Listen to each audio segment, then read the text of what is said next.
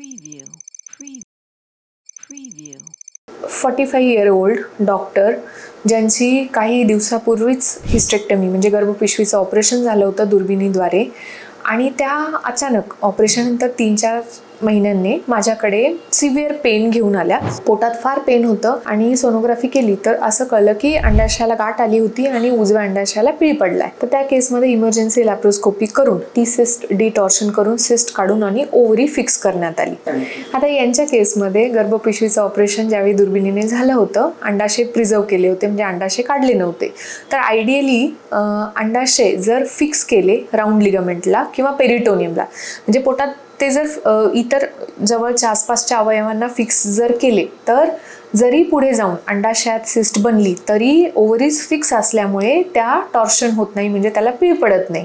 पण ह्या केसमध्ये ओव्हरीज फिक्स नसल्यामुळे त्या अंडाशयाला ज्यावेळी गाठ पडली आणि त्यांच्याकडे एक फंक्शन होतं त्याच्यात त्यांनी डान्स केला आणि डान्स केल्यामुळे डान्स हे एक ट्रिगर ठरलं त्या अंडाशयाला पीळ पडण्यासाठी. त्यांना अंडाशयाला पीळ पडला आणि रात्री त्या इमर्जन्सीमध्ये माझ्याकडे आल्या. लॅप्रोस्कोपी केली, अंडाशयाचा पीळ काढण्यात आला आणि अनफॉर्च्युनेटली तेही अंडाशय गँग्रीनस असल्यामुळे ते अंडाशय काढण्यात आलं.